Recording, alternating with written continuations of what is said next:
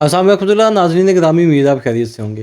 ناظرین گرامی، کچھ روز سے ایک ویڈیو سوشل میڈیا پہ گردش کر رہی ہے جو آپ کی نظر سے بھی گزری ہوگی، جس میں آپ دیکھ سکتے ہیں کہ ایک صاحب جن کا نام ڈاکٹر سبیل صاحب ہے، جو مسجد میں تراویح پڑھا رہے ہیں اور ان کے چاروں طرف کیمرے لگے ہوئے ہیں۔ مسجد میں کیمرے لگا کر تراویح پڑھانا، اس چیز کو کچھ دوست احباب نے تنقید کا نشانہ بھی بنایا اور بہت کچھ کہا۔ اس کا جواب دیتے ہوئے جناب سبیل صاحب نے کیا فرمایا، ملاحظہ کیجیے۔ شادیاں ویاواں تے ماواں بہناں نچاندے نے تے باہروں کیمرے مین بھی بلاندے نے، تو کیمرے کا اور میڈیا کا صحیح استعمال یہ ہے کہ ہم لوگ دین پھیلانے میں یہ انسٹرومنٹس استعمال کریں، دین پھیلانے کے لیے یہ ٹولز کو استعمال کریں، اور ہم انشاءاللہ یہ ٹولز استعمال کرتے رہیں گے انشاءاللہ۔ کسی کو کوئی تکلیف ہے تو اور تکلیف پہنچے ان کو اچھی بات ہے، اور قرآن لوگ سن رہے ہیں، ہر گھر میں قرآن جا رہا ہے، اور ہمارا مقصد ہی ہے کہ اللہ تعالیٰ ہمیں اہل قرآن میں بنا دے، اور ہمیں اللہ سبیل صاحب، آپ سے سب سے پہلے تو یہ گزارش ہے کہ تنقید کا جواب اگر آپ احسن طریقے سے دیتے تو زیادہ بہتر ہوتا۔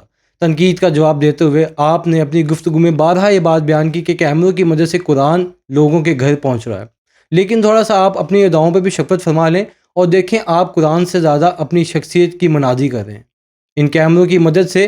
دوسری بات، آپ جو لوگوں کے گھروں میں قرآن پہنچانے کی کوشش کر رہے ہیں بہت اچھی بات ہے، لیکن پہلے آپ اس پہ خود عمل کر لیں۔ اختلاف کے باوجود کسی کا احترام کتنا ضروری ہے، قرآن کی ایک آیت کی روشنی میں ذرا ملاحظہ کیجیے۔ موسیٰ علیہ السلام کو جب اللہ تعالیٰ نے فرعون جیسے سرکش آدمی کے پاس بھیجا تو کیا تعلیم دی گئی تھی؟